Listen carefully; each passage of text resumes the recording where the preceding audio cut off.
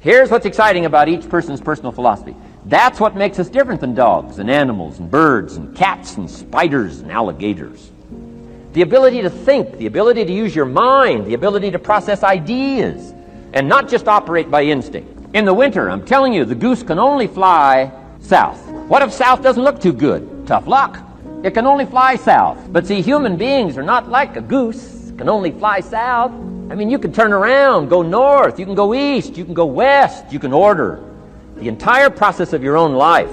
And we do that by the way we think. We do that by exercising our mind. We do that by processing ideas and come up with a better philosophy, a better strategy for our life, goals for the future, okay? Plans to achieve those goals. All this comes from developing our philosophy. Philosophy helps us to process that's available here into equity and promise and lifestyle and dreams and future possibilities.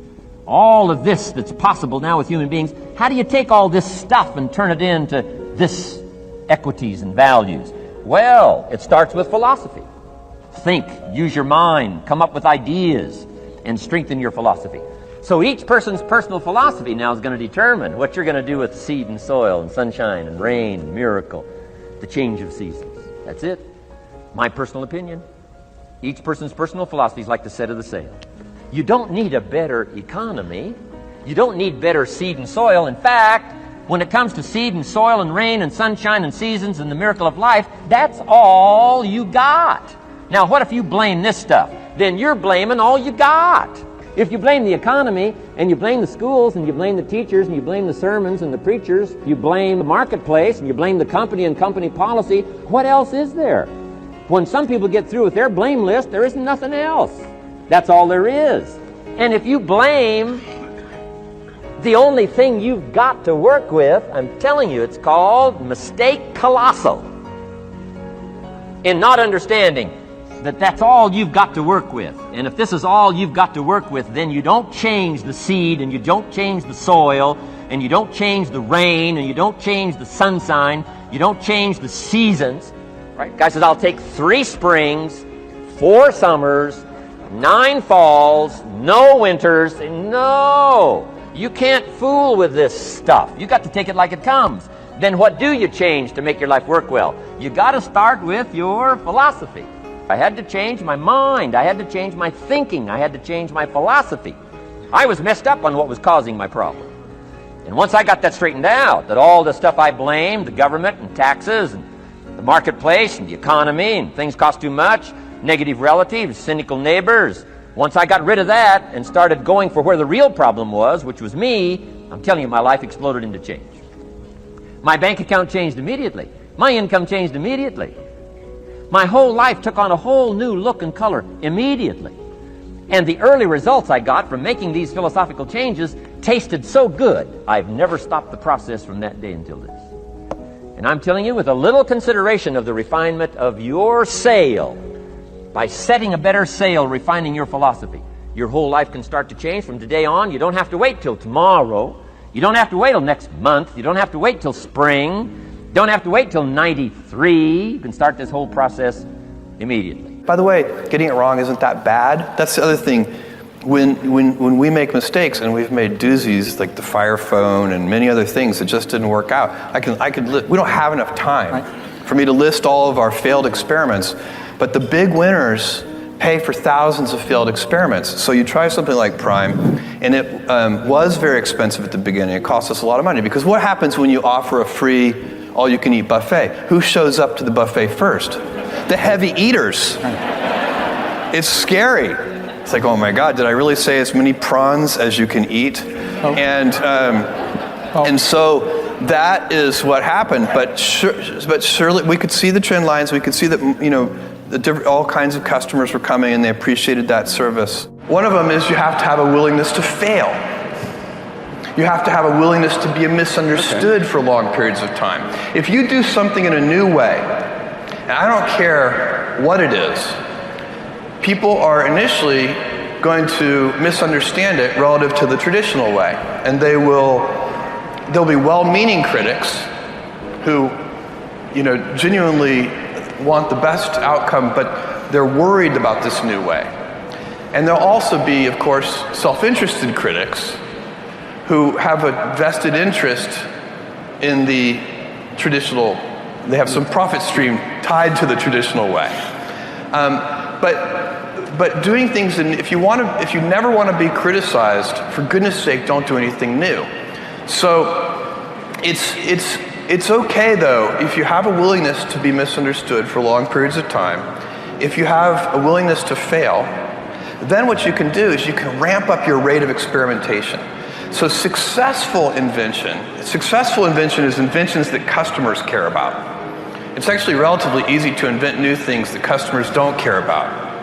But successful invention, if you want to do a lot of that, you basically have to increase your rate of experimentation. And that you can think of as a process. How do you go about organizing your systems, your people, all of your assets, your own daily life and how you spend time? How do you organize those things to increase your rate of experimentation?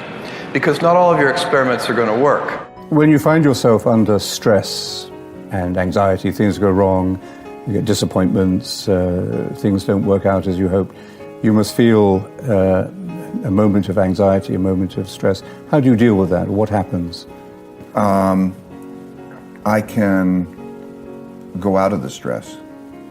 I can, at any moment, there are times when I feel the stress of the circumstances. And then I can, at will, go out of that stress and just see things in a different way. And it makes me feel almost like a ninja, you know, when in the ninja everything seems to come at slow motion, you know, and in the sense you could step back and it's coming at me at slow motion and I can deal with it in a way that makes me feel more centered and in control. But like tennis players, they say at the height of their game, the ball seems to go much slower. The whole game slows down. Right. Yeah. And it's really that equanimity that produces that kind of a reaction as distinct from when you have the anxiety. There's not the clarity, it's all coming too fast. Failure is a part of the learning process, right? What's the risk of failure? What, you'll be embarrassed or risk of failure? How do you distinguish failure from learning? In your whole life, you know, failure implies that it stopped, that the game stops, right? If it's part of you're failing and then you learn, then that learning is part of the moving forward, right? So that is what the process is like. Fail, learn, move forward, and constantly do that because you're cutting edge. You're going where people haven't been before in inventiveness. You can keep doing what you're doing now, and you're going to keep getting the result that you're getting. And that's fine, by the way. You shouldn't be ashamed of that. If that's a life that you choose it. Do it. Don't be ashamed of it. Recognize that it is a choice. If, on the other hand, you're like, this, I'm not happy here. I don't want to live like this. I want to do something different. Well, now we have to go into it with our eyes wide open. Your biology is working against you, but that doesn't mean that you can't overcome it. You absolutely can. There is no human being that is incapable of losing weight. It's just that the only bulletproof way to lose weight, which I will tell you, I will give it to you, it would be the world's simplest thing. But your fat cells are going to scream out. They're going to mess with your hormones. Your microbiome is going to mess with you. So you're going to have to want it badly enough to see it through. Now, I know you can do it. It's just a question of whether or not you're going to want it badly enough to see it through. But here's all you have to do. Eat whole food exclusively, okay? Green, leafy vegetables, nothing processed, chicken, beef, fish. Keep the fish small if you can to avoid toxins, but you know, as long as we're not eating swordfish or eating it for every meal, it's probably better than some of the alternatives that you're taking in. Zero processed food, no crackers, cookies, none of that stuff. First of all, it has a just obscene amount of sugar. It has glyphosate, which has all kinds of downstream problems on your microbiome that are going to continue to create problems. I just want to say this is doable. It is hard. But even if the deck is stacked against you, even if you do legitimately have it worse than every other human being on the planet, now what? Now what? What are you going to do?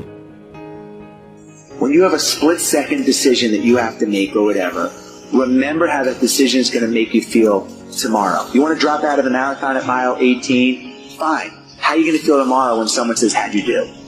Quitter. I didn't finish my journey. Lazy. It's okay to not finish what you start.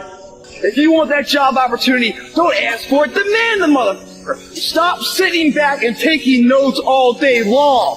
One day you have to graduate class, guys. One day you have to become the subject matter expert. Others try to emulate and take notes on. You must pass the gauntlet.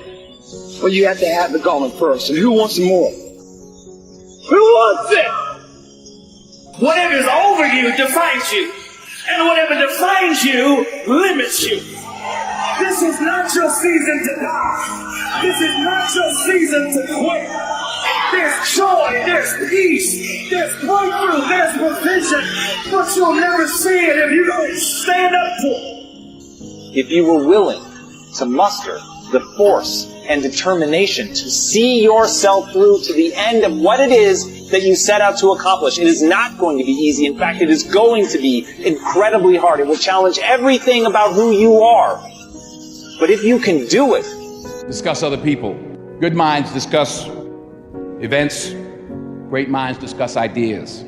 There is no passion to be found playing small and settling for a life that's less than the one you're capable of living. 40 years ago, March 27th, 1975, it was 40 years ago, I was flunking out of college. I had a 1.7 grade point average. I was sitting in my mother's beauty parlor, and I'm looking in the mirror, and I see behind me this woman under the dryer. She said, somebody give me a pen, give me a pencil, I have a prophecy.